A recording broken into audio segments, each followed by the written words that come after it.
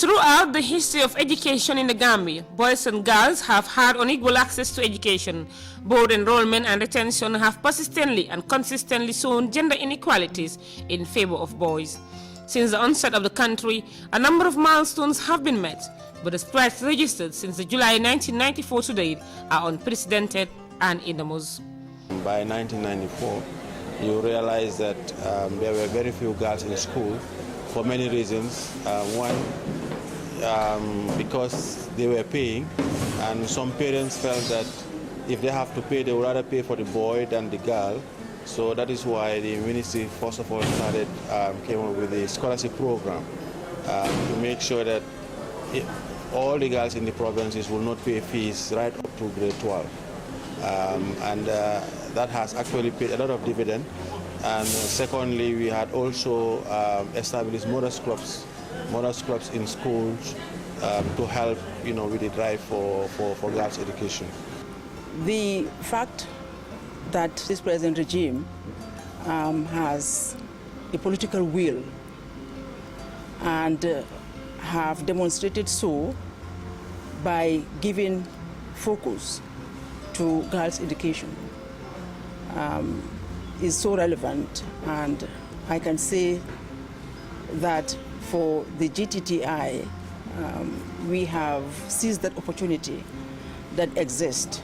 Since FAWEGAM started, we work very closely with the Ministry of Basic and Secondary Education because we work in the schools, we work with the mothers' clubs, we work with the girls, and the mothers' clubs are attached in the school. So you see that we have to be working very closely. So we are partners with the Ministry of Basic and Secondary Education. And recently, talking about this STEM, we have signed a memorandum of understanding with the Ministry of Higher Education also. So we are working closely with the two ministries.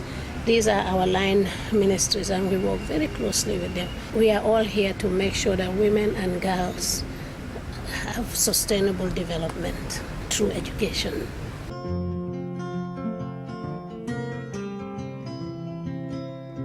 The Gambia has come a long way in the area of girls' education. Gender parity is reported to have been reached in 2007 and has been maintained since then. Significant portion of the national budget is said to have been consistently allocated to the education sector, all geared towards boosting the all-important sector, which places so much priority to the education of girls. Before, gender parity was not there, but now there is parity, so you see quite a few girls in schools. So, and then another thing is you see there are many more schools, new schools built. So access, that's another thing. Access to schools is no longer an issue because now girls have schools to go to. So these are the two big issues that we were working on, enrollment and access. And now, thank God, these are not issues that we have to worry about anymore. We opened the skill center to help young girls, but to discourage them from early pregnancy and early marriage, so that they may have a skill in order to help themselves and to develop the country as a nation. Since 1994, government has been doing very, very well. This skill center has been supported by government, especially higher education and basic and secondary education. Without them, this skill center will not move. And they are doing much, much, much better, and we expect more from them. In the past, many girl children didn't have the privilege of attending school, a situation blamed on the financial condition of families, who in most cases can afford to send all their kids to school. When parents are confronted with making a choice between male and female children, it is the boys who are often given preference, with the girls helping in the household chores or sent off to marry. Even for some privileged girls who made it to school, most will not complete, either by getting married or forced to drop out of school. Most people then trek kilometers to reach their schools daily. You can see a huge difference between before and now, because I have a tailoring workshop, and that one was working for 18 years now. We were having problems for employing people, and all those were sewing for they are from Senegal, our neighboring country. But now, girls are doing more, but better than before. We employing the girls from the Gambia, and even boys from the Gambia than before. because they know that even having O levels without skill is meaningless. That's why girls are performing more better than men in the field, which we are hoping to gain more grades now. Before 1994, there was no high school in the whole of the North Band, so you have very few girls who are actually able to complete the cycle. We are following the government to work towards Vision 2020. Before, my staff were 90% non-Gambians, but look at it today. It's 99% Gambians. So definitely we are developing, and the girls are coming up. Those challenges have now come to be thing of the past. With the advent of the glorious July 22nd revolution in 1994, the Second Republic's focus on education has been key, prompting the building of numerous schools of all levels in virtually every nook and cranny of the country. In other words, education has been brought to the doorstep of ordinary Gambians. From July 1994 to date, my government has more than doubled the number of schools at all levels, resulting in more than 3 times the total number of children who had access to schooling. Thus, we have every reason to be grateful to the Almighty Allah and to celebrate these great achievements. The education of the child continued to be promoted by the APRC government, who came with a series of schemes along with its partners to promote and support the education of girls. It is a great honor to have this scholarship because it's even helped my family, because I'm not from a rich background. Though we're not that poor, but the scholarship helped me. And right now I'm doing a great improvement because it is an opportunity that I get, and many of my friends or age mates didn't get the opportunity. So as for now, as I get the scholarship, I'm doing my level best because it is a government fund and it is also from the president. It's just that they want to promote girls' education. So right now, I'm very happy of having this scholarship. For the past 5 years, we are providing at least 75 scholarships at the level of University of the Gambia for people who want to teach. I mean, that is different from the open scholarships that are being awarded by the Ministry of Higher Education, Research, Science and Technology. In the early 2000s, the government, through the stewardship of President Jammeh, introduced the Free Education for Girls, a scheme introduced to allow families to support their girl children to be educated. This offered many young girls the opportunity to be schooled, especially those that come from less privileged families. Around 2000, we had free education for girls from from Region 3, North Bank, LRR, CRR, and NBR. So all the girls in those regions, they don't pay. Now, the girls in the Combos and Banjul, those are the girls that are being financed by PEJEP. That is the Presidential Empowerment for Girls Education Program. They finance their fees, but the ministry will finance the rest of the girls in the other parts of the country. The promotion of girls' education continued to come in different forms in the area of the sciences, especially at the tertiary level.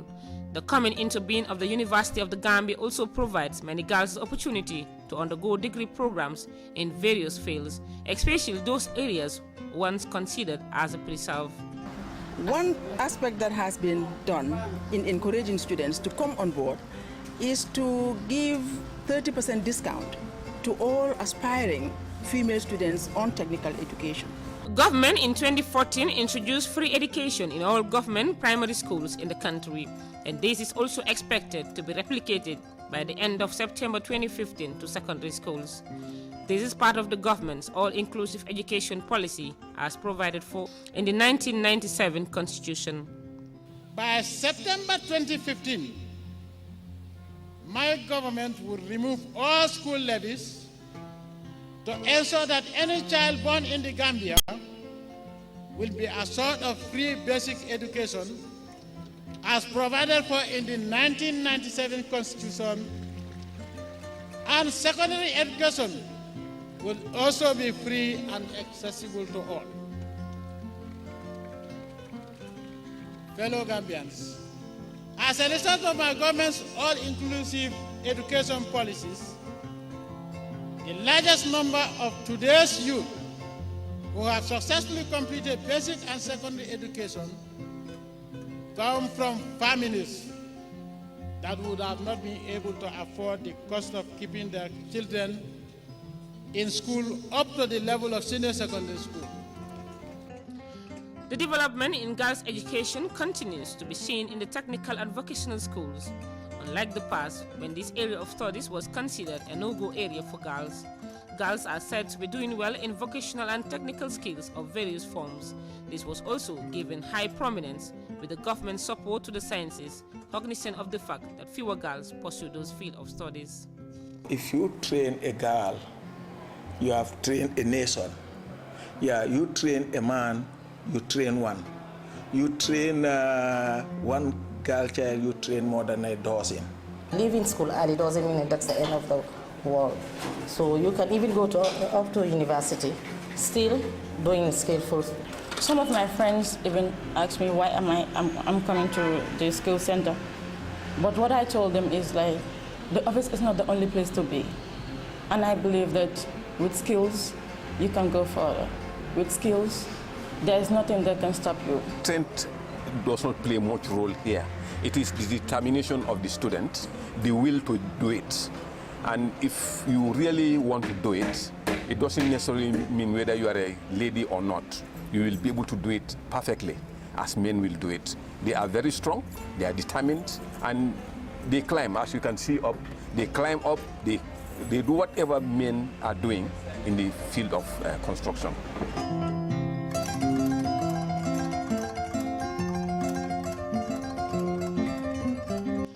In the area of madrasa education, the enrollment of girls is also reported to be on the up, despite the fact that they still lag behind the boys. Girls' education has come in leaps and bounds since 1994 to date, and from the look of things, it seems more prominence continue to be given to the sector. Today, the impact of girls' education could be visible in the various sectors of development. As experts would point out, the fact that women stand a chance of a healthy and happier life should be reason enough for promoting girls' education. On top of that, there are also important benefits for society as a whole.